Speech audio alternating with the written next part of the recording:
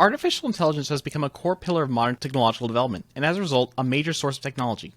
While it has been in use for many years now, with such as deepfakes and film visual effects, recent open source AI and tools have demonstrated the efficiency of using it for artistic purposes. Art, text, and today's subject, voice acting, are industries that are being exploited. Use these tools to create self-propagating content machines where human creations are used to generate artificial knockoffs, which are then sold or used to replace humans who were trained to begin with. Hello everybody, and welcome to a very special episode of Shred It, where rather than uncivilly roast terminally online people, we are going to civilly roast corporate exploitation of the voices behind your favorite shows, anime, video games, books, and more. Alongside myself, Reborn Pyro, I have with me Lumia Stargazer. We have a very special panel of people here today to discuss how AI is impacting voice acting, its potential pros and cons, how this affects businesses and actors, why this is important, and what everybody can do to help protect the amazing talent provided by voice actors. To clarify though, this is not a debate, but an open civil discussion. If things get heated, we as hosts will step in to calm down the waters. Before we get started, special thanks to Sour Lemon, our friend and Twitch streamer, for writing these questions, as well as AlexyMillion, our thumbnail artist, for the valuable input he provided in writing these questions. Let's begin with introductions, starting with the voice actors. Introduce yourselves alongside your most well-known or favorite roles, and any significance you have in the business, such as in the National Association of Voice Actors. Want to call on us, or shall we just attempt to speak? Yeah, Tim. I'll go in the order I have. Sure. I'll jump in first. My name's Tim Friedlander. I am the president and founder of NAVA, of the National Association of Voice Actors. I'm also a voice actor, currently playing Ares in Record of Ragnarok on Netflix, as well as Zxerian in Hunter x Hunter, and Flight Commander in Ace Combat 7. Thank you for joining us. Thanks for having me. Mike? I'm Mike Pollack. Most people seem to know me as Dr. Eggman from the Sonic the Hedgehog franchise for almost 20 years now, but who's counting? But I'm also just a full-service voice actor. Cartoons, commercials, video games, corporate narrations, anything that can't talk for itself, I'll be happy to. All right. CIssy? My name's CIssy Jones. I'm a voice actor from, I'm Lilith in The Owl House. I was also Delilah in Firewatch. Joyce Price in Life is Strange, a whole bunch of characters in Telltale's The Walking Dead. I also co-founded the Vocal Variants group that we'll talk about in a little bit that is now a steering committee under NAVA. Yeah, happy to be here. Happy to have you as well. Carin? Hi, I'm Carin Gilfry. I am the vice president of NAVA. I do a lot of different genres of voiceover. I'm probably best known for my work in commercials. I've been the national brand voice of CVS Health for a few years now. I do commercials for all kinds of companies. I narrate murder shows on Oxygen. I do some video games. And I think that I might be here as like the not pro AI necessarily side, but at least a voice actor who uses AI personally, and has used it in the past couple of years to my benefit. So just to maybe give the other perspective on that as well. Okay. But it's also terrifying to me, you know. Thank you for joining us. Andy? Hey everybody, my name is Andy Danish. I'm a board member of NAVA. I'm a voice actor. I've been a voice actor for 13 years. Usually the role I speak to that I say my favorite is being the voice of Slinky and Stinky Pete from Toy Story and Little Big Planet 2. I've also worked on a SpongeBob SquarePants game. I worked on Invisimals, Vampire the Masquerade Bloodlines 2. And I also do a bunch of ads in corporate like Carin does. I often like to say that I'm the IVR voice of MoneyGram. And I've been doing that for 10 years. And I also I'm somebody who speaks to the non-union side because I feel like that's a very strong front for AI. And I think it's been a much more rife battleground in the non-union realm for AI influence. Alrighty. We also have Dave, one of the founders of the website Indie Database, as well as game distributor Zxerian, CEO of an undisclosed NSFW development studio with thoughts and experiences on AI voices being used in the gaming business. Hello, yeah, I'm Dave Traeger. As I said, as the lovely introduction said, I've got a lot of feathers in my cap regarding game development. I've been doing it for about 15 years now. Every single potential avenue of game development I've done, so like porting, distribution, marketing, all that. I've very recently just started doing not safe for work game development, which is a very interesting avenue to take game development in, but it's very interesting regarding voice actors, because there's a lot of adult voice acting and sex workers and stuff like that that offer their voices to adult products, which AI has kind of touched on in a very weird way that I'm not sure gets covered a lot by normal voice actors in the AI scene, at least. I'm mostly here to talk about the tool aspect of AI, like how it's helped development, and I would consider myself not a AAA developer, but sort of somewhere in the middle, like a AA indie developer. We have our own funding, we have investors, but it's not a great deal of money, and we mostly just work between sales. So AI as a tool set in all forms, including text and localization and all those other things, have been somewhat beneficial to the development space. And the AI voice stuff can potentially also be a useful tool for developers, especially the smaller size ones, if it's handled correctly, right? So, Interesting position indeed. Thank you for joining us. Professional media lawyer Gordon Firemark, also known as the podcast lawyer for his legal expertise. Hi, everybody. Yeah, Gordon Firemark here. They call me the podcast lawyer, but I do entertainment, media, and business law. So podcasting and digital media are sort of the current front of the wave on those kinds of things. And boy, are we talking about this AI stuff a lot lately. And, it's so new, we don't have a lot of answers, but we can try to apply existing law and analogies and those kinds of things. So I'm glad to be here. Thanks for having me. All right, not a problem. I'm very interested to hear what your take on some of these questions will be. Okay. All right, and we also have Twitter user Zxerian, who has looked into using AI software to generate voiceover lines for video game cutscenes and the like. Hello. I'm just here for the company. And also the free food. Well, we do hope you contribute into some of the questions. Hopefully. All right, we thank you for having it. No pressure. Thank you, everyone, for joining us. Yeah. Thank you for everybody for stopping by. All right. We'll open and close with initiatives that the voice actors are doing to prevent exploitation of their talents. To start with, the National Association of Voice Actors, also known as NAVA. How are you guys involved, and what do you do to help voice actors? We are, I'll grab that one. We are a national 501c3 to advocate for the voice acting industry across all genres and all areas, including non-union, FICOR, and union. And we are kind of an outgrowth of a lot of the community work that Carin and I have done over the last 7 or 8 years with our individual groups, myself primarily in Los Angeles and Carin in New York. We originally founded to handle the Brad Venable Scholarship, who was a close friend of ours, who knows Brad Venable, passed away a couple years ago, who was a phenomenal voice actor. And we turned that into a nonprofit that is now able to offer access to national health care for freelance voice actors, as well as advocating for the industry across the spectrum, whether union, non-union, or FICOR. That sounds really good. Not a union. I want to reiterate, because Tim and I talk about this a lot. NAVA is not a union. Just putting that out there. NAVA is not a union. We are a non-profit association. All right, and what is vocal variance, and how is it different from NAVA?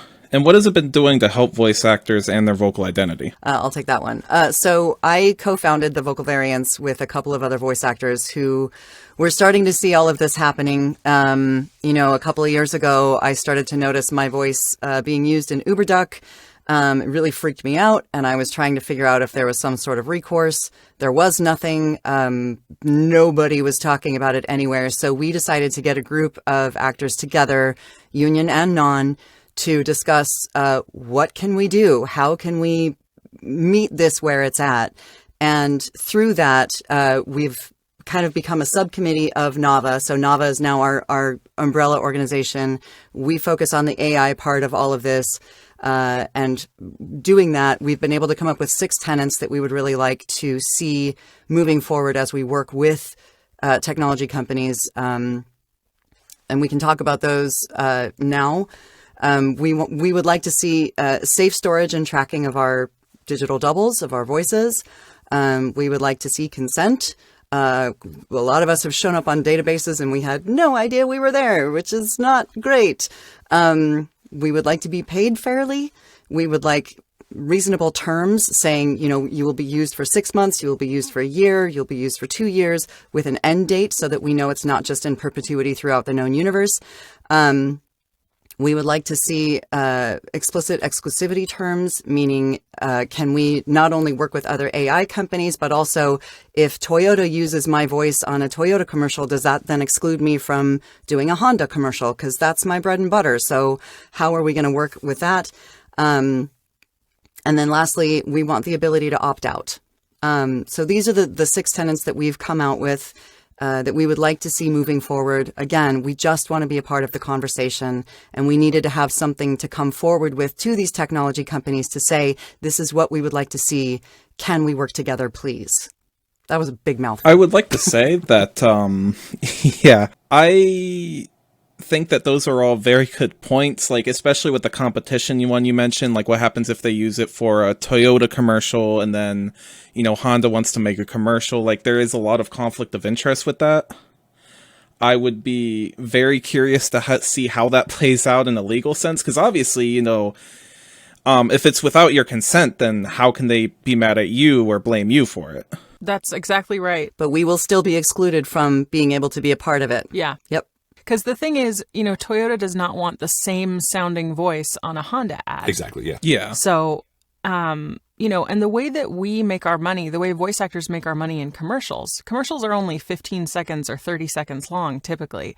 It's not, you spend so much time recording this commercial and they pay you for your time. They're paying to license your voice in the same way that they're paying to license a song for the commercial. They're paying to license your voice for a certain time period to be the voice of that product. And that comes with certain legal obligations for you.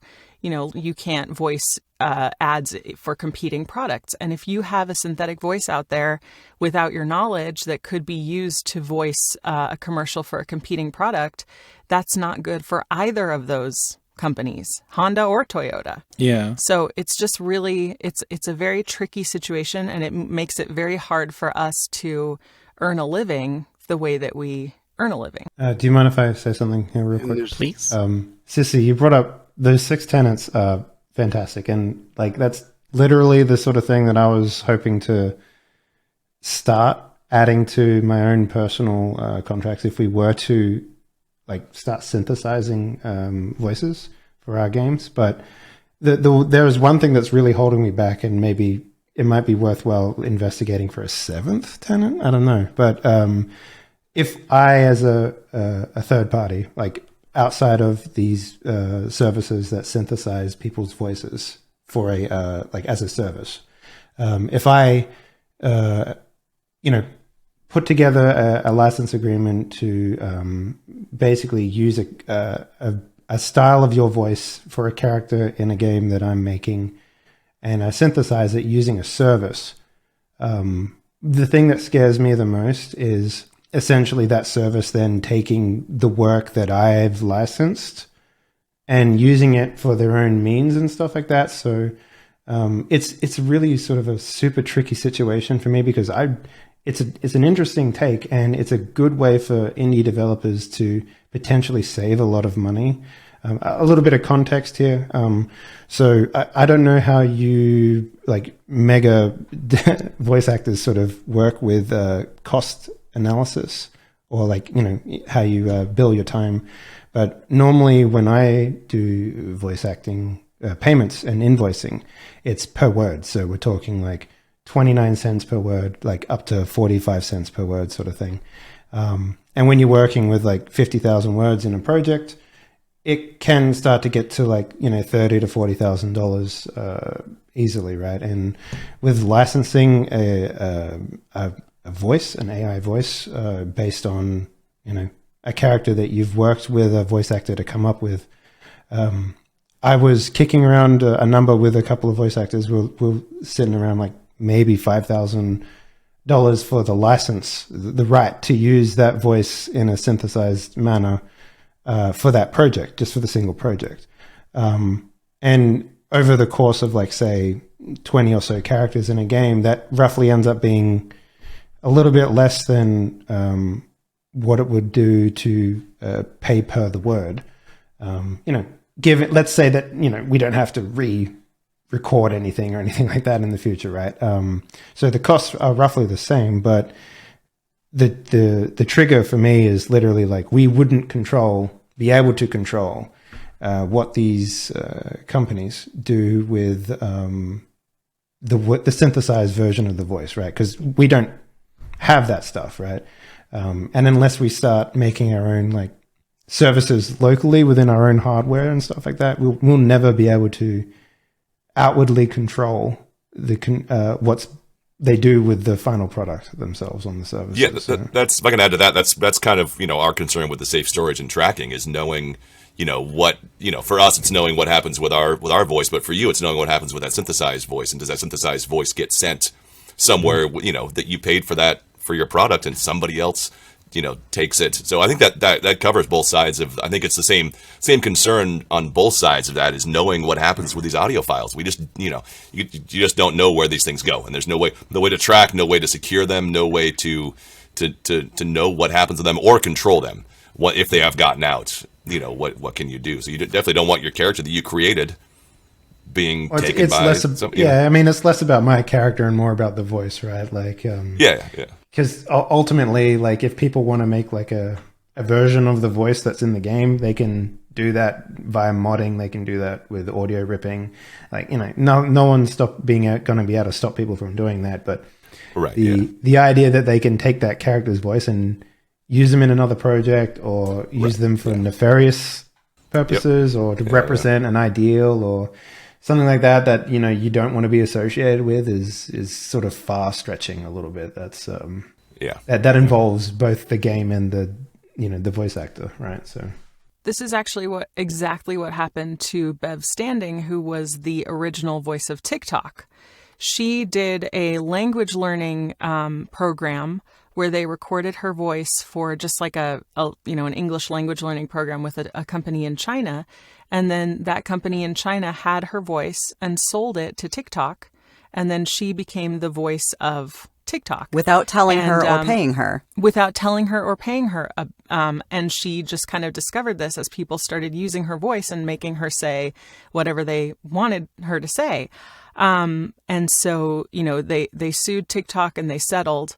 And now there's a new voice of TikTok who has given her consent. And there are actually several voices of TikTok that have given their consent to be used in that way. But that's how the original voice of TikTok was, created. That's scary. So it's definitely a thing. And we have the challenge, sort of a white hat, black hat challenge. It really is scary, especially since TikTok is such a big corporation. You think that they would have started. Sorry, what were we saying, Mike? Our clients who are quite happy to sign agreements with us, but then under rocks in their black hats are the rogue homebrew engines who will say, contract? What contract? We're not signing any contract. Who are you? So we are fighting many dragons in our battle. I think the one thing, if I can hammer any point home here, is that, like, we are not anti-technology, right? We just want to be included in the conversation.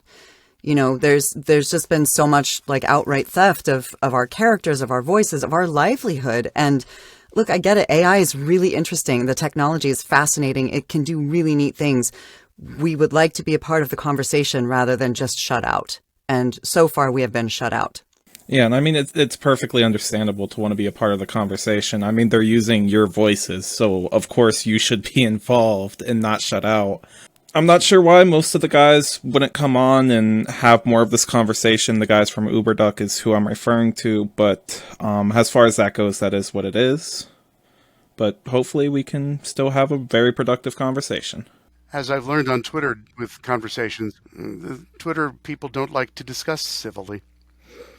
For some strange reason. How dare you question our motives? I guess can I chime in and say something real quick?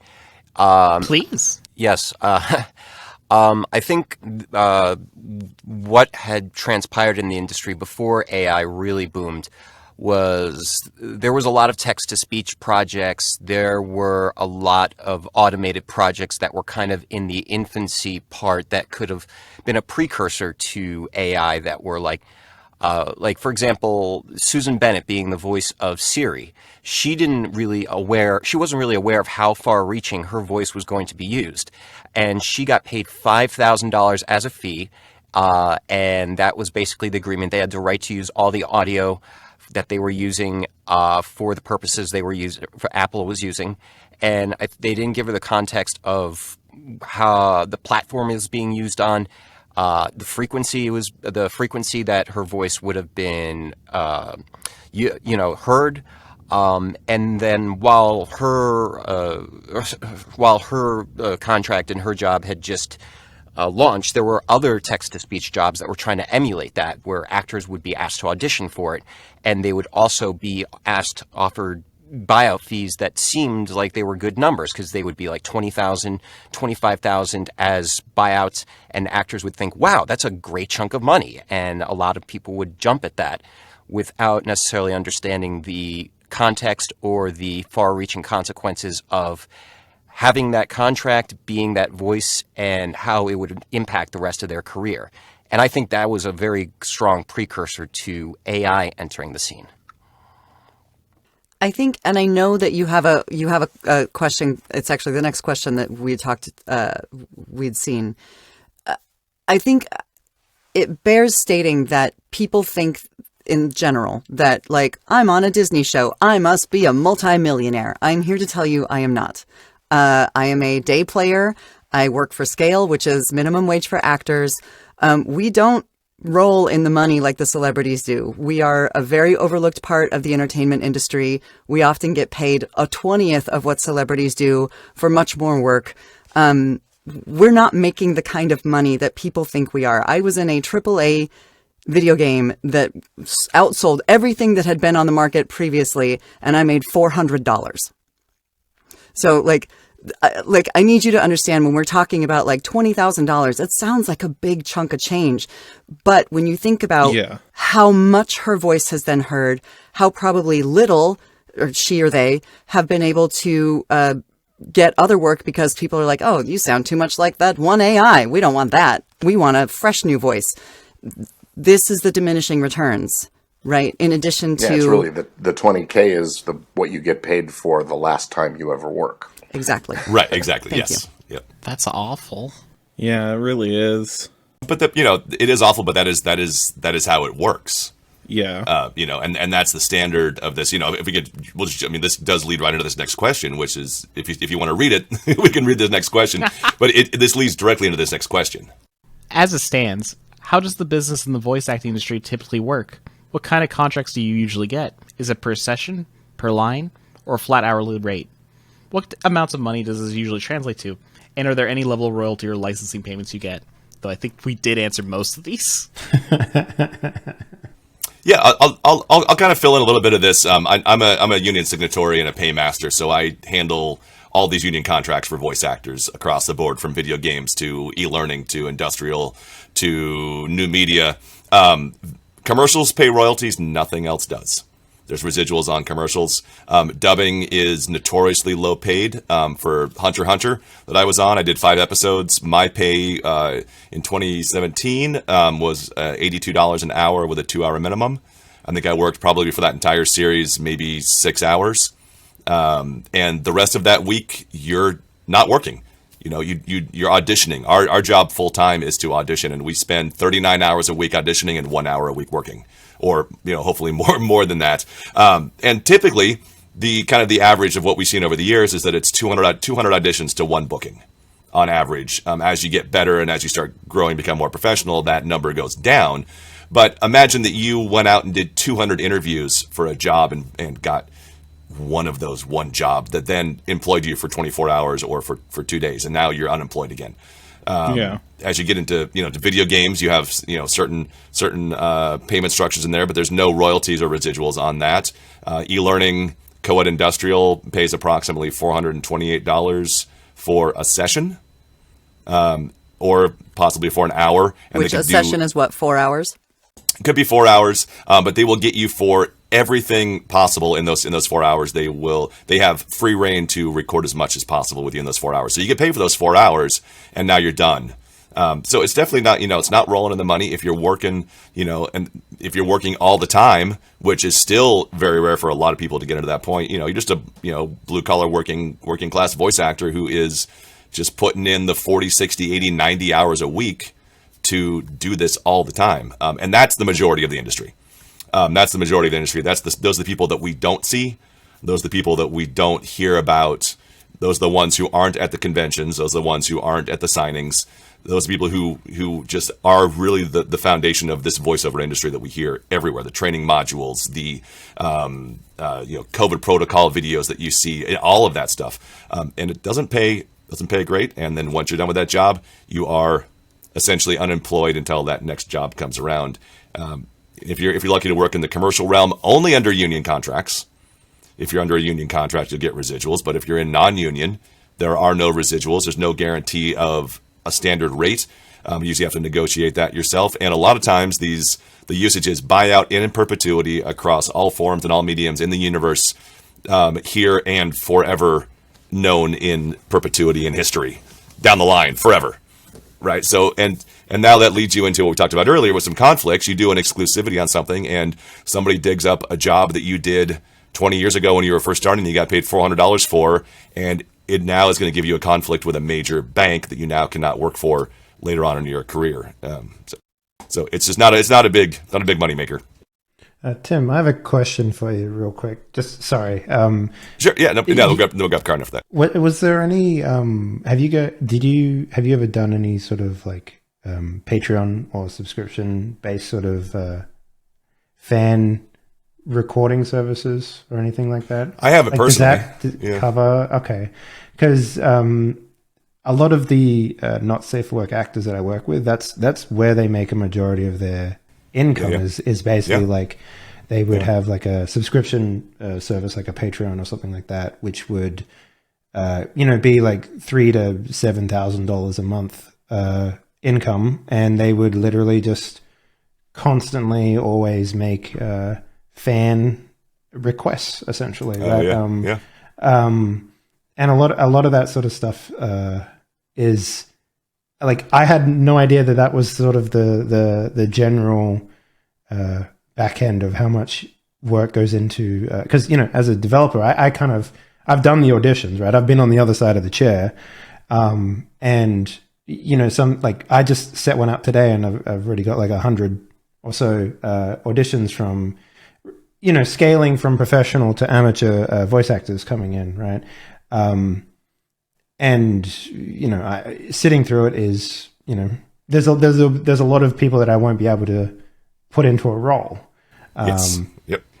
So it's kind of interesting to hear that that's the sort of numbers that get worked with in the professional stage, because I'll be honest with you, the perception of voice actors, at least to me, is something like, oh, those guys must be getting paid a lot, because I know how much I pay personally for the people that I work with, right? Like, so scale that up into the massive commercial projects that you guys work with. It should theoretically, it feels like it should have scaled, right? But again, you're basing that on 40 hours a week, right? You're basing that on 40 hours a week. If we got paid that amount of money for 40 hours a week, hell yeah, we'd be dope. We'd be sitting the high life, but we're not. We're paid sometimes in 4-hour chunks for a video game or an animation session.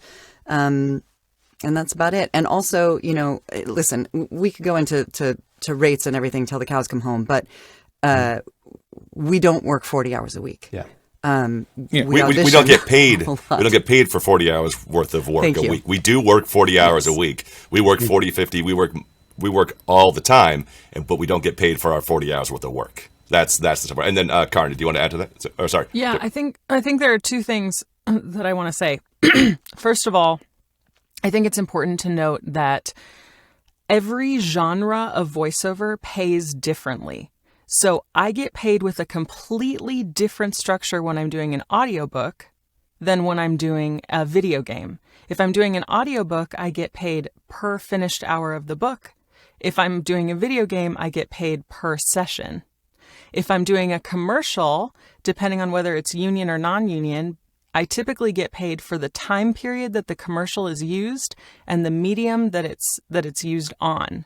So we're basically doing kind of the same job in a lot of different industries. The other thing about the Patreon thing, most voice actors are not doing animation, dubbing, and video games. That's like maybe 5% of the work. 95% of all voice actors are people that you might hear every day and you have no idea where they are or who they are. And like me as a commercial voice actor, if I go to a con, like no one knows who I am, but you probably hear me several times a day on your TV or radio or calling a phone system or whatever. And then the other thing is that if you go to the website voiceoversurvey.com, there was a survey put together by me and some friends where we surveyed over 1,000 voice actors, and we discovered that in 2020, 75% of all voice actors earned under $40,000 a year.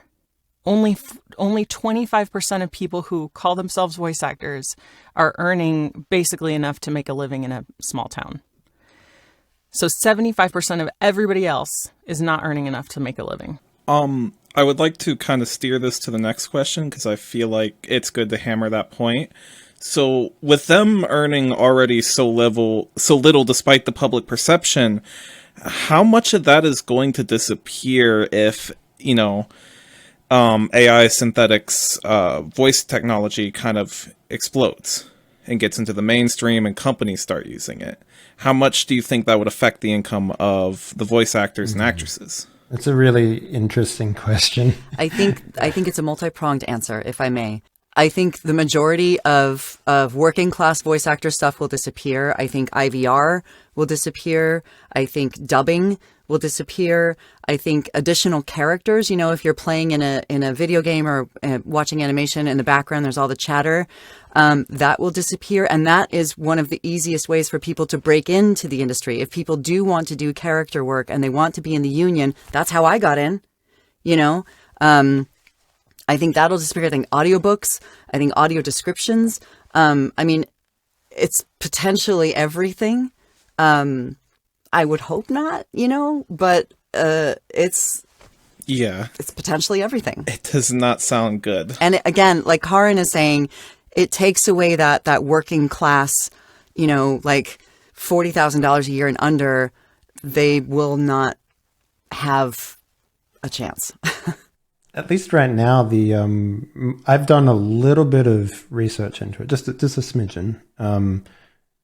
It doesn't, like, most of the quality of the AI voice work is flat, right? It's kind of like there's no real like depth or like enunciation to the work that comes out of a lot of the AI stuff that comes out these days. And I feel like in terms of what that potentially would be used for, there was I don't know what the service was called, but there was a service that was pairing synthesized AI, like flat presentation, delivery, of voice lines with a AI generated avatar, and they were using it for like infomercial style work, which is like, hey, check out this this new tool set that we have for this piece of scientific tech or something like that. Sort of the really dry stuff. Or like a PowerPoint presentation style like overview or something like that. And a lot of that work I thought was kind of like it kind of was the best use case for the current way that the AI delivers lines. I don't think right now. Me personally, I don't think I would ever use the AI delivery lines for anything in a game, especially if it has any sort of emotional value attached to it. But when it comes to like radio lines or stuff that you just sort of hear in the background, like you said, it would just disappear. Like I 100% agree with that. That's a really good point. And yeah, you've obviously thought about it a lot more than I have. So, I'll jump in and Andy's trying to, I saw you raise your hand earlier when Dave started talking, so I was like, all right, I got to make sure I give him an opportunity next. I want to slip in smoothly without looking like, guys, excuse me, can I talk here? So I think, well, something that's also actively happened is AI has started to be implemented internally at ad agencies and video production companies who may specialize utilizing animatic videos or whiteboard videos or pitch videos that might be a precursor to ad campaigns, where they're not necessarily utilizing at the final product, but maybe if it's at an internal meeting, they would be implementing AI in a similar capacity to how they might have traditionally used Fiverr or pay-to-plays to pick up cheap voices to use for those scenarios. Instead of actually casting through a casting director and an agent, they would just pay a quick small fee to just pick up somebody to use for this small internal pitch video in a non-union capacity when they would never do that for the actual campaign itself. And that's where it's going to start, AI is going to start slipping in as well in the commercial market. To me, it's very similar to like synthetic instruments, where it used to be every single studio had a full orchestra. Every film studio, every TV studio had a full orchestra at their disposal at all times. And then as the technology got better, people started using more synthetic instruments. And now, there are still people who make their living as live musicians. There's still people who make their living as recording musicians. And if you want to take your project to that next level, you hire a human to do the music. But you might use synth instruments for your temp track. You might use you might use just a few synth instruments and real instruments on top of it to kind of give the orchestra that whole full feel. And I feel like that's the way that AI is going. I don't think it will completely replace actors, because when you want something to sound human, you need to hire a human. But it might replace things in certain areas where you don't need a person to you don't need to pay a person necessarily to be right there in the room and give you the most human read and be the most directable and be everything that you need a human to be. I mean, the music thing is a great point too, because concept artists have kind of had the rug pulled out from under them as well when it comes to AI generation, like Midjourney and stuff like that. Like, concept art is a very expensive avenue for game developers, and the fact that we can just go over to a Discord channel and put in a prompt and get exactly what we want in a couple of seconds is like, yeah, that sort of stuff is like, we wouldn't use it in a full product. It's mostly there as like a inspiration for the artists that we do employ to come in and do that stuff. So yeah, I can see a trend that's appearing. I would have totally agreed with you about the emotion and everything until literally like last week when I heard the stuff that's coming out of 11 Labs, which is insane. Yeah. That's the only one I would consider to be closer. And 11 Labs, the voice that comes out, the AI generated voice that comes out, has everything to do with the source file that you feed into it. Mm-hmm. So if you feed like a super emotional, like crying source file into it, it pops out with something that's emotional and crying sounding. If you feed something that's angry and, into it, then it comes out with something that's angry. And if you feed something that's very corporate and neutral, then the AI that it generates is very corporate and neutral. I just got to jump in real quick. I've got an emergency over here, so I need to go. I'm going to leave this recording. I want to run back up, but I have to run out right now and take care of something. So I really apologize. Carin and CIssy and Andy I'll know exactly what they're talking about more as much as I do, is more so than I do. So I'm just turning the camera off. Everything's still recording. Thank you. Just stay on as long as you guys need. This is just going to run. So if I can pop back in, I will. But I got an emergency to deal with. So I will see. I understand. Really apologize. Sorry, everybody. Thank you so much. Now, we've talked a lot about a lot of unethical uses of this technology, right? Is there any ethical way to use this tech? Is it at all ethical for your vocal identity to be used for financial gains? Like, if companies offer you a fair contract, is it still ethical, even though you don't know if they're going to still use it in the future? For re-releases and things of the kind. And is it possible right now for companies to use those vocal identities without your permission? So I can speak to that a little bit because I do have a few synthetic voices that are used with my permission for specific projects. When I created the first synthetic voice that I have through Vocal ID, they gave me the full rights to be able to accept or not accept any project that came my way. The thing about synthetic voices is that they only live on the program that they were created on, right? And they only can be used on the program that they were created on. So it's not like I have my synthetic voice at home in a box and I take it out whenever I want and use it for whatever I want. I can only create synthetic voice files on 11 Labs, or I can only use my Vocal ID synthetic voice. But when I created the voice with Vocal ID, they gave me permission to be able to accept or not accept any contract. And the contracts that have come that I have accepted have been contracts that have been licensed for a certain time period. So, for example, 1 year to use my voice to read the weather as it happens live for 1 year. And then the other synthetic voices that are created that I've done have been like phone systems or TTS or things where like I have to say a lot of drug names and I can't say every single made up drug name that exists in America because there are a lot of them, or people's first names. And that again is another yearly licensing agreement. So it doesn't matter how much they use it. I kind of know the scope of what it'll be used for.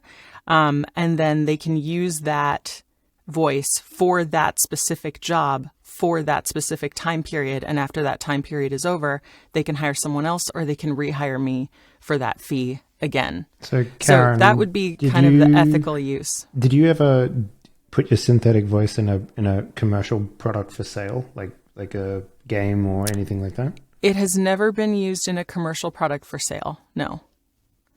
But if a company came to me and said, we want to use your synthetic voice in a commercial, I would say, great. You still have to pay me for the same. You still have to pay me the same licensing fee as you would if it was me personally, because you're not really paying me for the time it takes to record. Again, you're paying me to use my voice for that product. So if Ford came and said, hey, we really want you to be the voice inside of a Ford car in a commercial that says, turn right, turn left, right? And then at the end of the commercial, you say, like, everything's better with a Ford, right? And it's my synthetic voice. Then they still have to pay me because I endorsed that product, and they have to pay me the same fee that I would get normally.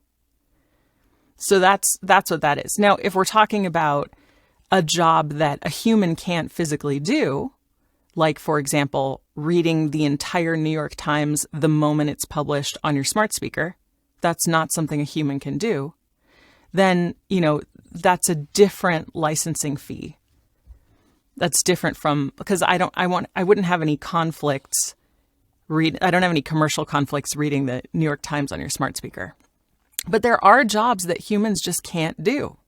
So I was going to say, in terms of any ethical option for it to be used without our permission, no, I honestly don't believe there is. However, there are, like Carin was saying, visually impaired people who or services that can really benefit from this, right? There's also a woman reached out to us recently who has a speech impaired daughter. And this was able to give her daughter a voice, right, with like emotion and whatever. And that I think is beautiful. Like, there are some really great applications for this technology, but just give us consent. Like, let us know. If you're going to use us, give us the option to say no, or sure, you can use that, but I'd like to be paid. Or in the case of that mom, listen, that's your kid. I get it, right? We're not all greedy bastards. We just we just want to be a part of the conversation. And also, I would be really worried if they're creating a synthetic version of my voice that they would have that then. and then they would be able to use it for future projects.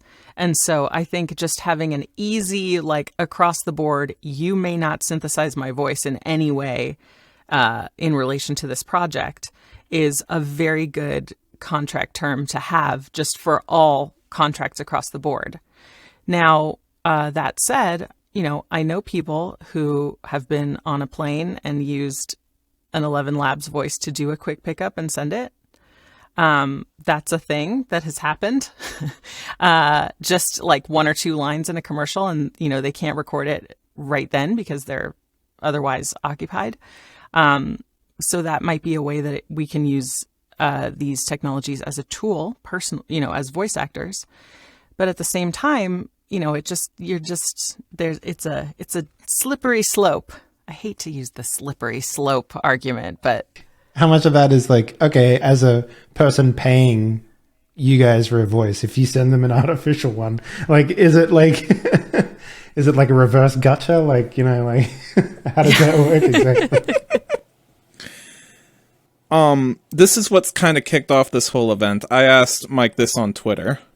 If somebody perfectly imitates your voice to the point where it's indistinguishable even to your family, and they record the exact stuff that the AI is producing right now, is there much of a difference, or is it a major difference when you start getting machine learning and programs and ease of access to those programs involved? I do see your hand up, CIssy. I assume you want to answer this. I do. I have a couple of things to say about this. There's a large part of the entertainment, of the voiceover industry, that is sound-alikes, right? So if you're making a trailer about a movie, you have to tell a story in 30 seconds. Oftentimes, the lines that you need to tell the story don't exist within the movie. And rather than getting the celebrity in, they hire a voice actor to come in and sound like the celebrity. We're a lot cheaper. We're quick. We get it done. Bing, bang, boom. Great. So that is an imitation. It is an impression. It is not theft. Because in the contracts that the celebrities sign, it says that they have the right to bring in a sound-alike voice actor if that celebrity is not available. So we do that, right? And not so just that's celebrities. We people down here have that in our contracts too. I have in my contracts. Sure, we can get a sound-alike if we need to. Okay, cool. It's the same as a cover band, right? If a cover band covers Smells Like Teen Spirit, they have to pay a licensing fee to Nirvana, and they're not claiming it's their song, right? It's kind of the same type of thing. Does that make sense? I don't think it's the same, really, because there's so much you can do. So with a sound-alike, you need that physical person in order to create that actual thing. That voice. You need that person to record, right? Up until last week, no. But with a synthetic voice, I can literally take your voice with me in my phone. Yeah. I can type something into 11 Labs on my phone and spit it out and send it anywhere in the world. You don't need that person who's the sound-alike to be there to record exactly what you tell them to.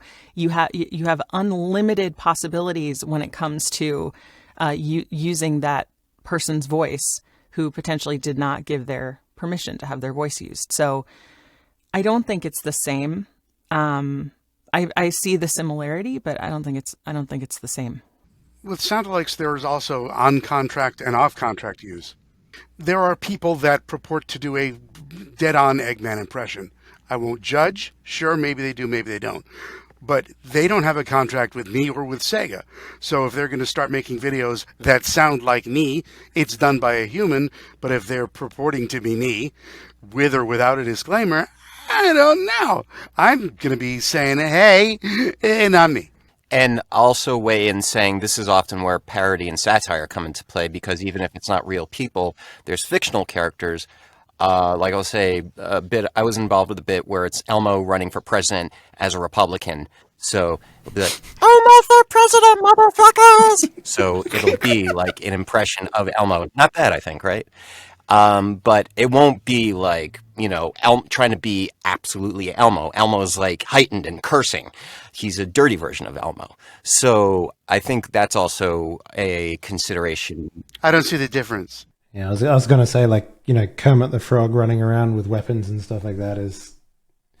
I mean, we've all seen that stuff, There was very recently, actually, Bruce Willis appeared on a Russian commercial for ISP or something like that via deepfake, and that was like an extreme situation of like just that culture just not caring completely, right? So even if Bruce tried to follow up with something and to try and get that pulled down, I don't know if he would be ever successful and able to do that. So to a certain degree, like depending on where it happens, I mean, maybe there's no recourse for it, right? So Carin and Gordon, you both said that you're about to have to go soon. Do you have any final thoughts or final things you want to get out of? And of course, thank you for coming on, and thank you for your time as well.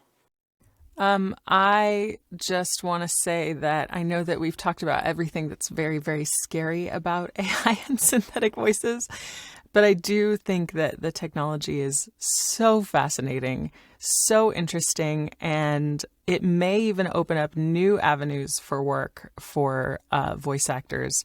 Although I think it's definitely going to knock out at the knees a bunch of different kinds of work as well. So it just remains to be seen. I think the best thing anyone can do if they're a voice actor is to be informed. Be as informed as you possibly can and read your contracts. Yes, and if you have questions, reach out to NAVA Voices. Yep, it was lovely to have you. I do want to ask Andy and CIssy for final thoughts as well, since they have to go too. But also, thank you for coming on, and thank you for your time as well. Thanks for having us. I guess if this may not have been echoed yet, I guess something that voice actors can really do is if they happen to be on UberDuck or any of these sites where voices are being absorbed of people they happen to know, it's like, oh, I know this person. Bring the awareness to them and say, hey, I found your voice on here. You're up there. You should reach out to write them an email and say, hey, don't have me on here. Take me down. So spreading awareness of who's being absorbed among voice actors themselves is very important. That part. I think it's incredibly helpful, exactly like Andy's saying, to know where we are, because there's so many databases we don't know, until someone makes a deep fake of our characters' voices, whatever, saying something that we would never say. Being informed is really key. And I think, truly, honestly, I come from a tech background. I worked in the Silicon Valley for 10 years before I became a voice actor. Like, I come from all of this. I think technology is interesting and exciting. And I think what's happening here is really cool. I think there's a lot of really great applications if we can just be part of the conversation. I really don't like the feeling of somebody stealing the way that I make a living. I know it's here, right? I know that certain jobs are going to go away, and I get it. Like, that's part of progress. I just want to be a part of we just want to be a part of the conversation. We've been shut out, and that's not cool. So. Yeah. And I really agree with that sentiment because, again, this affects you more than the companies. I mean, listen, and if we want to go there, Tim was talking earlier about residuals and things like that. Animation used to pay residuals when it was on a network, and now everything is streaming, and they claim that they don't need to pay residuals because, they just can't track how often it's played, which we all know the answer to that. But so we're getting squeezed from every angle. We are. And again, we're not rolling in the dough. We are not gazillionaires. We're just working class actors. And, I like to think that what we contribute to society is good and important, but... Is there anything the common person, the viewer watching this, or somebody who is curious and clicked on this video, is there anything they can do to help? Is there any avenue for assistance? Yeah, let us know. Tim and Carin have set up an email at NAVA Voices. It's navavoices.org is the website. You can go there and let us know if you see our voice being used without our consent. Don't download our voices if you see them out there, because likelihood is we haven't agreed to it. And, we really appreciate the support. I feel like there's such a consensus of like, oh God, the actors are whining again. And I get it. I get it. Again, I came from a tech background. I didn't come from acting. So I understand like when people see us like trying to raise the flags and it just feels like, ugh, rich people being angry. It's not that. Like, this is our way of life. We just want to be a part of it. Right. So support us, please, any way you can.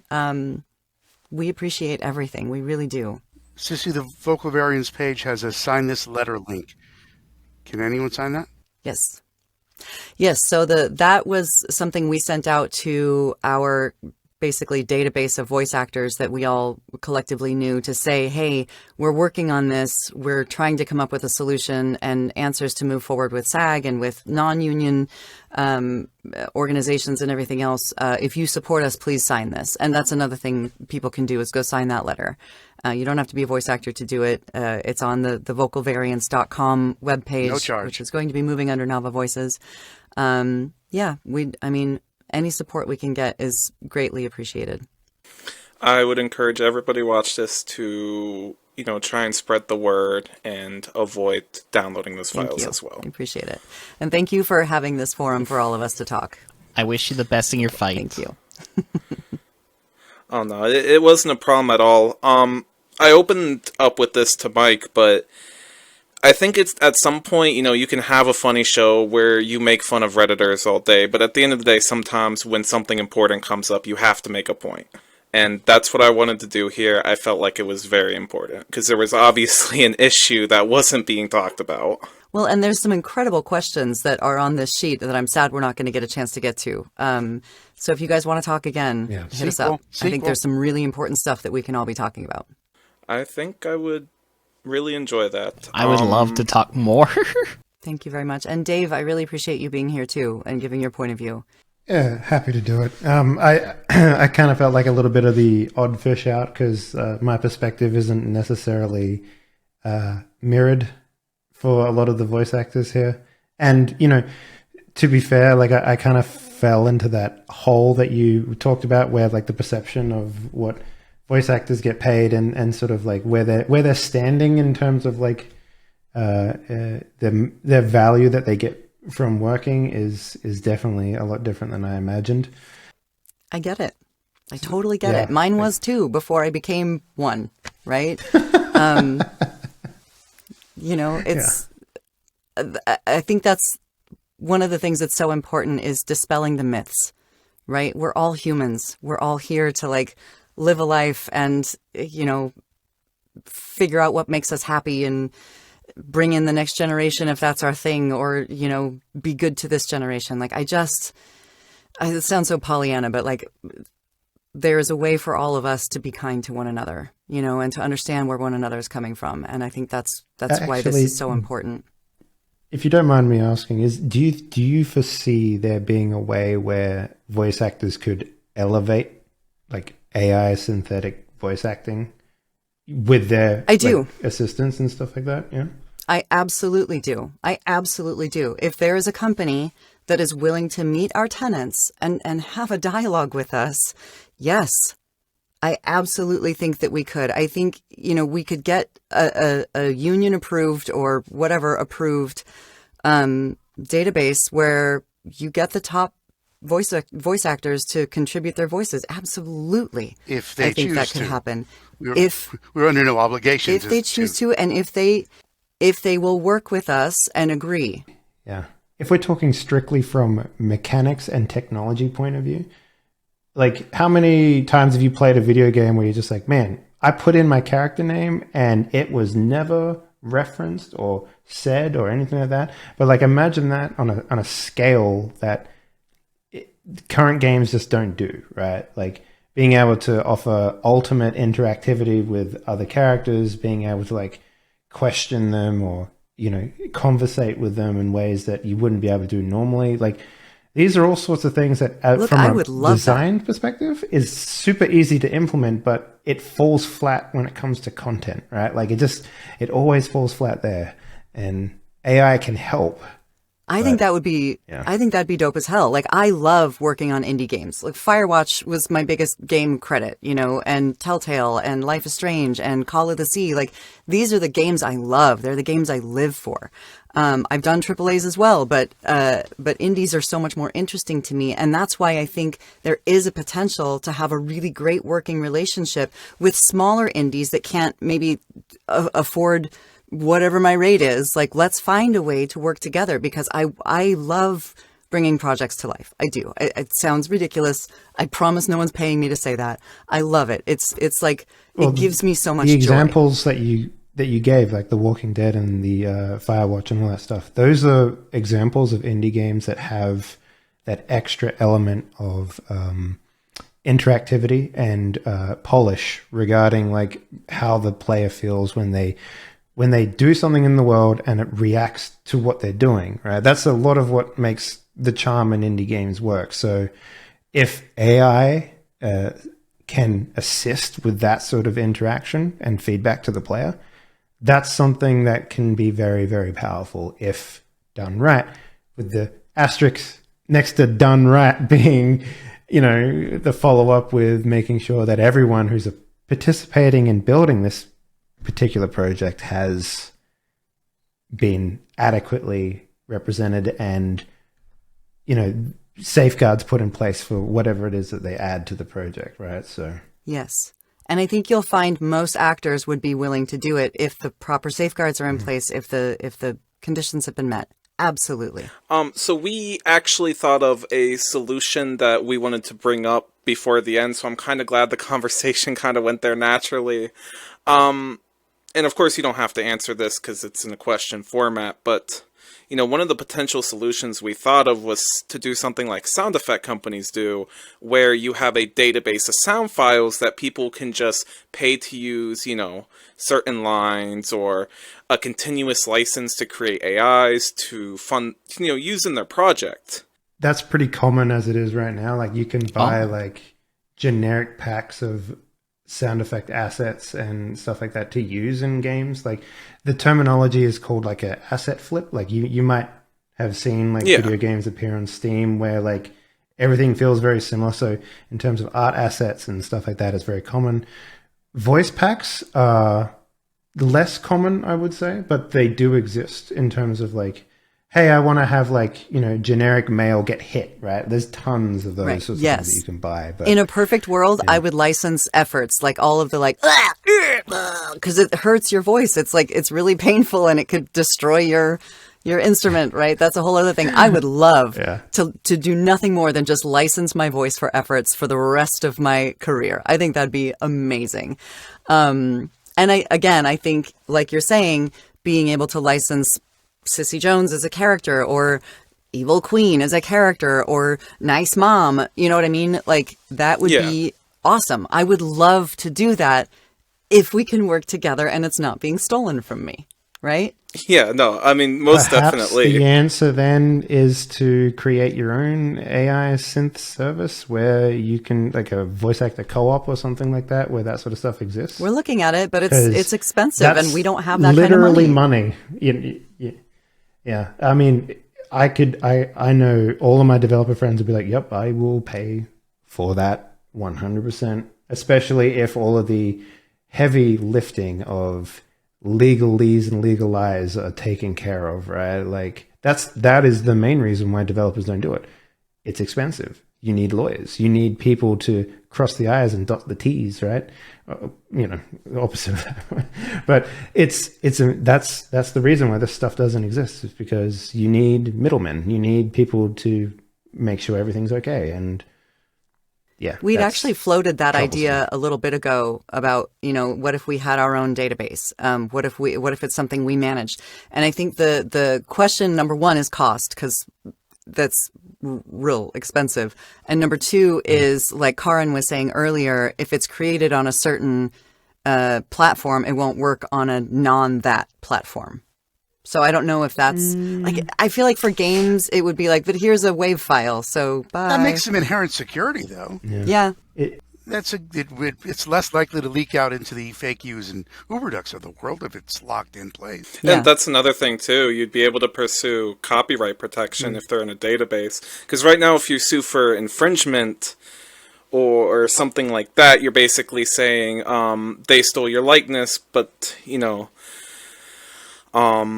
Mr. Firemark said earlier, not every state has that protection. But if instead you license this database, this very specific database, and people use some of that elsewhere, well, that's a lot easier. Well, Dave, if you have friends who want to make that database... Of course, I'm not a lawyer. I'm not him. I kind of wish he was here to comment on that. Sequel. Thinking about the complexities that I would put into place in order to make it so that, like, let's say you have like a Unreal or Unity plugin that references a database that exists, where you could say, okay, this is the text that I have in my game and it references this character and it just does it. Like, that sort of stuff wouldn't be rocket science, I would say. But the database for machine learning, that would be the tricky one, because 11 Labs, they probably have a humongous, like 300 gigaterabytes of like audio samplings that they've, done the machine learning on, right? Like, that's where it would get expensive. If I can add insult to injury there, another thing that we've started to see is that large companies are putting in their contracts on page 7 of 12 that they reserve the right to take this animation recording from this animation session and run it through machine learning so they have a digital double of me. Because they're counting on nobody reading their contracts, right? So they're already creating them. We just want to be a part of it. Anyway. Yeah. My husband is taking me out for my birthday dinner tonight. I have to go. This has been happy lovely, birthday! Happy birthday! I did not know. It was on Monday. I'm so sorry. It was on Monday. No. It was on Monday. Okay. But these conversations are imperative, and I really, really appreciate all of you being here to have this. Mike, thank you for setting it up and Thank you for coming. getting us all involved. Let's keep the conversation going, please. Please. Let's do a sequel. And thank you to Mike as well. Thank you. I'm definitely down. Thanks, CIssy. All right. Sounds good. Thanks all. While we've quieted down, let me rewind a lot back to Dave's question about Patreons and stuff. And I'll say, I've been asked to be on Cameo by the lovely people at Cameo. And what I learned being part of the lovely and responsive and loving Sonic fandom is they would very much love to have the characters say stuff of their own. Not necessarily outwardly offensive, but there are certain memes among the community that, if you're 12, are really titillating and make you giggle. I, early in this relationship, was tricked into saying one, found out what it was about later, was a little pissed, and have since become really stingy about custom requests, which is one of the reasons why AI is such a problem. But with Cameo, I realized most of their requests are going to be, can you have Dr. Eggman say this? Can you have... And no one's going to say, can you say this as you? You're not going to want that. So I wouldn't want to spend days on Cameo saying, no, thank you, but no. So no, that wouldn't have worked. So income streams being what they are, I'll go to conventions and happily sign prints of the characters because you're not going to hear me saying something. I might write something vaguely inappropriate in pen, okay. But also, I'm curious, as I'm returning to some conventions in the future, there's a price on our price list for quotes. I've got to see what that means. Am I obligated to say a quote because someone has it on the price list and they have to pay me? Or can I finesse it to say, what I usually do with dedications for people is, hi, I'm Mike Pollack, voice of Dr. Eggman, and now I'm going to say something custom for you that's not in character. I'll put the words into my mouth, and, because I'm honored to be asked to use the character by the friendly folks at Sega, but the contract doesn't say, here, use it, whenever. No. I do actually have off-topic but interesting question. Sure.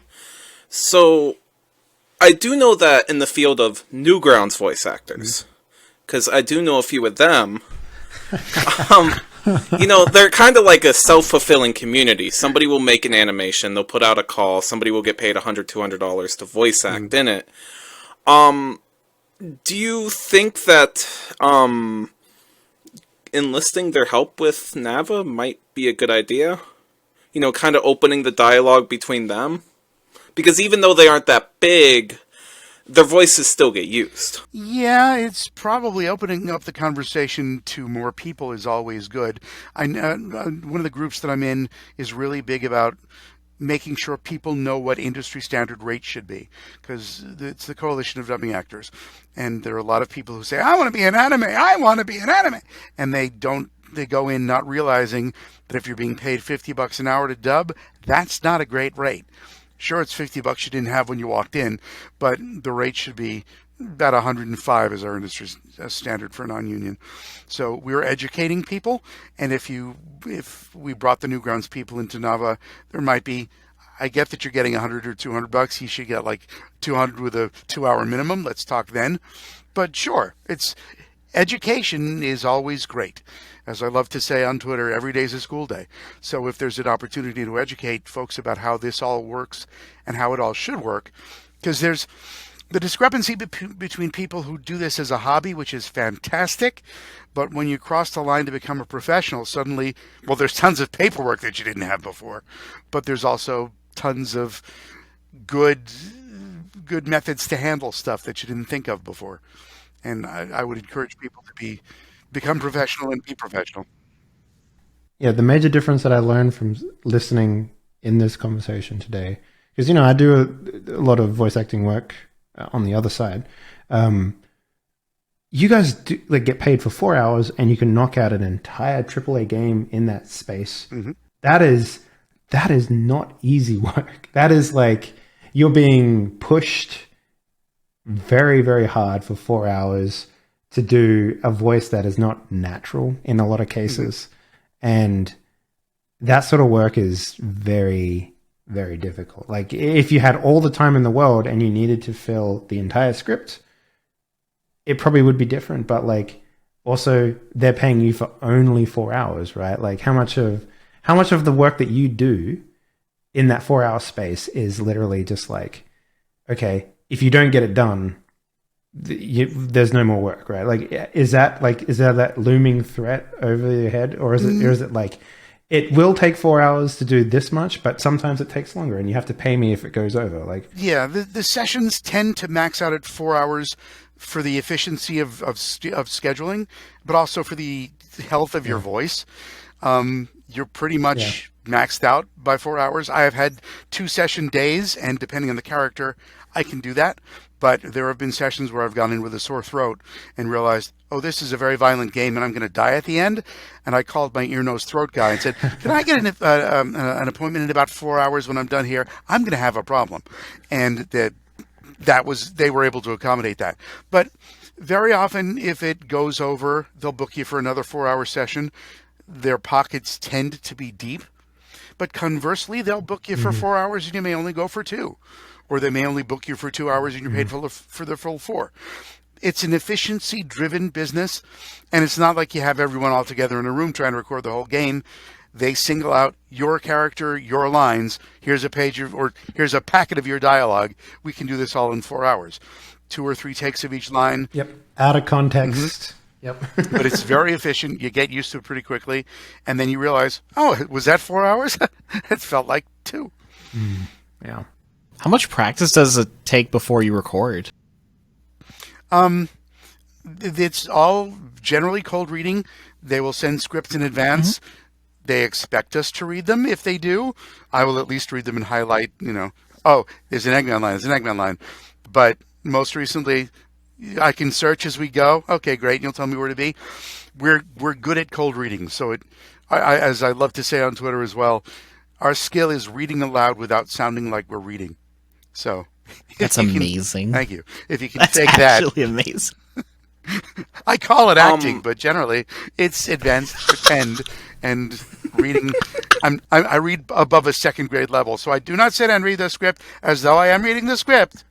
I could read like I'm not reading.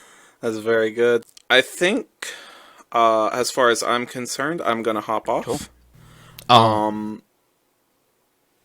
Okay. Is there any more questions or anything as host that There's much we Would like me to hadn't covered. clarify? I had a question for Gordon, but I'll ask him next time if I remember. My question was going to be if our works for hire, our copyrighted works that we do for our clients, once they get ingested and metamorphosize and dissolve like a caterpillar turning into a butterfly and then come out of the other end of the meat grinder, that's so many mixed metaphors. Does the copyright dissolve too? I mean, at what point does what used to be copyrightable no longer resemble the original, and then we get to fight for it ourselves? But I don't know. That's a big question. That's a question for Gordon. Good. That is a very good Thank you. question. I wrote it down just in case we don't forget. Please. Yeah, write it down, put it in the interview questions, and we will ask that next time. Yeah, because I'm not ready to badger the clients. My other question was going to be, I know there may not be any point in asking YouTube videos to take the videos down if they've used AI that's no longer available, but it's still existing on video. But is there any harm in that? Is there by wasting my time? But again, for next time, because I'm going to keep doing. I'll keep asking politely. The worst I can do is say no. Some have said yes. Yay, win. Good luck in your battles. Thank you so much. This is off topic, but my roommate wanted to say he loves your work, Mike. Thank you. Thank you for watching and listening. I say that a lot online, but I mean it sincerely. Because if you weren't watching and listening, there'd be no point in me being here. I wouldn't have been invited in the first place. But thank you. I actually did not know who you were at first. That's okay. I saw your tweet talking about the situation, and I was like, I have a question about this. How far does it go? You know what I mean? Like, I think it's very noble to chase AI, but I was worried about, once you start going down that path, are imitations in trouble, are parodies, I was kind of worried about that. It was only until, you started mentioning the National Association of Voice Actors and that kind of thing, I was like, oh, this isn't just a random guy on Twitter. Oh, yeah. Well, the Sonic fan base can be a lot of blinders, so they see me talking about it, but they don't care about anyone else who's not in Sonic. I mean that in the nicest possible way, but they think, oh, well, it's just Mike being a dick like he usually is. No, I'm one of many. I'm the first one who's apparently asked YouTube about this, and I asked because I was sitting around Saturday morning and thinking, it's nice that we can get our voices out of the engines, but what about all the stuff that people have already done and it is living online on YouTube? Can I just go and ask to take it down?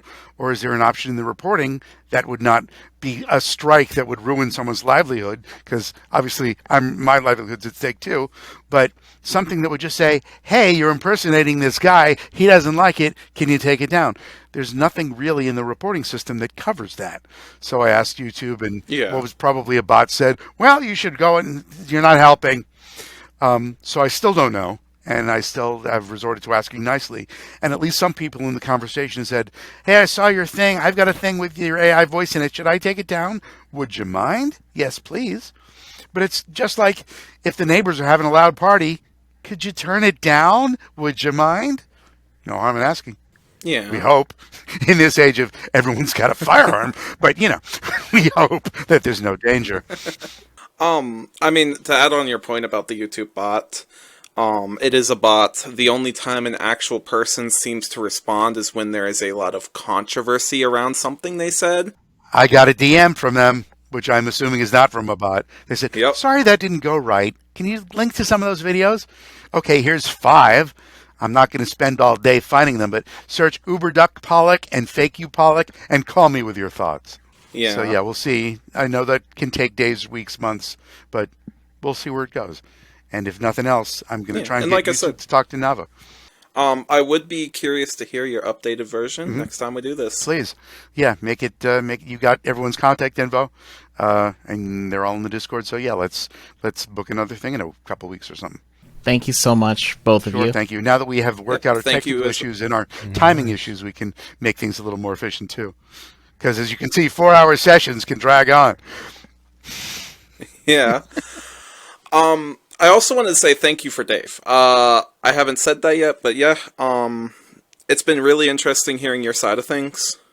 I was a little worried having you on because I didn't know how heated this was going to get. I didn't know what your specific stances were. I tried to make the questions. We had this conversation, DMs. I was just making the rest of us aware. But do you think that I did a good job at that? That it was what you wanted more than what you didn't want? There was no problems as far as I can tell. I mean, like, I think the biggest thought that I had was this, like, it's kind of like a conversation where, like, okay, I have something interesting to add, but it's not really about my livelihood.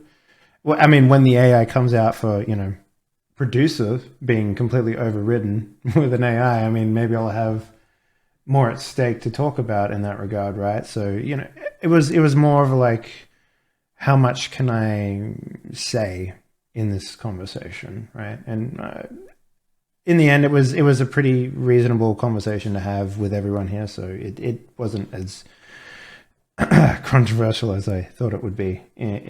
Having this sort of discourse, at least, anyway. It was a good first step. Let's have a second. In terms of what you did, it was a good job. Yeah. In my experience, every time there's discourse like this, the easiest solution just to get people in a call and just talk about it.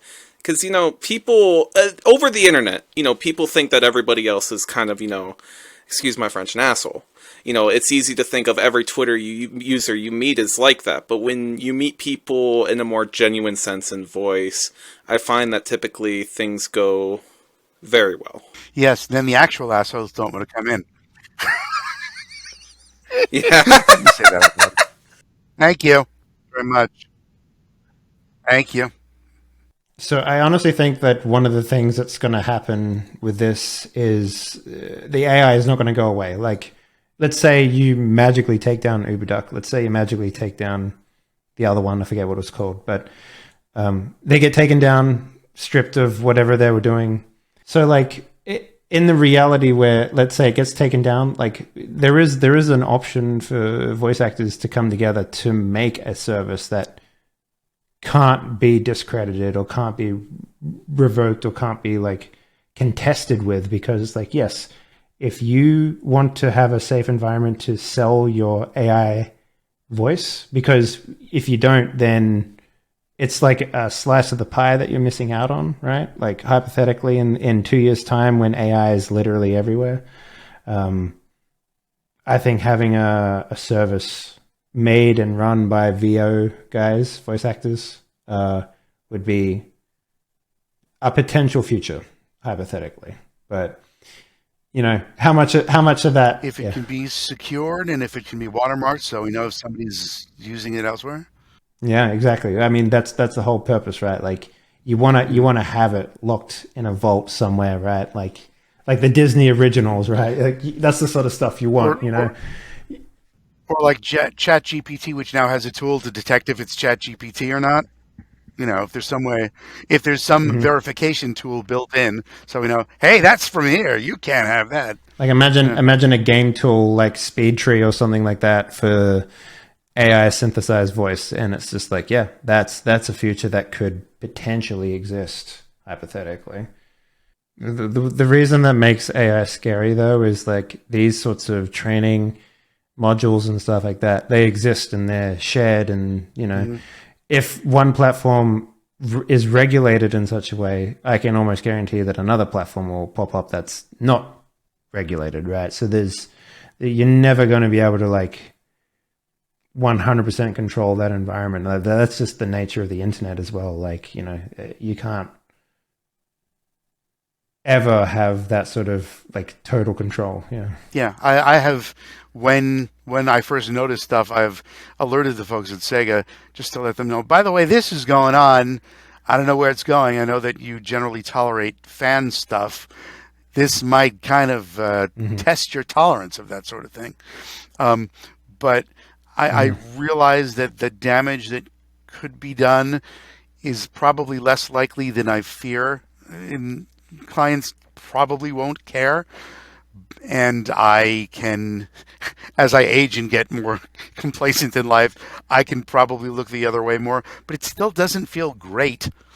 The fact that someone thinks it's okay to do that and not realize that it's like stealing your car. As I was talking to I've been going back and forth with a wacko, who may or may not be in some spectrum or other. But I've tried to tell him, well, it's just for fun. I said, okay, so can I come borrow your car without your permission? It's just for fun. He didn't respond. Yeah. Ethics. Try them. That is a good point, though. Yeah. It's not fun if it's whose ox is being gored. It's my ox now, but watch. I've been using it as an example. I've toned it down, but if I typed in quotes, "Hi, I'm Reborn Pyro, and I love the Klan." You okay with that? Is that fine? "Hi, I'm Dave. I eat that puppies." is not okay. Thank you. That Just is for not fun. okay. It's just for fun, man. I know. Thank you. Yeah. All right. Like I said, I do gotta head out there. I hope to see everybody at the next one. Please keep us And posted. thank you again for coming on. Thank you so much for making this all come together.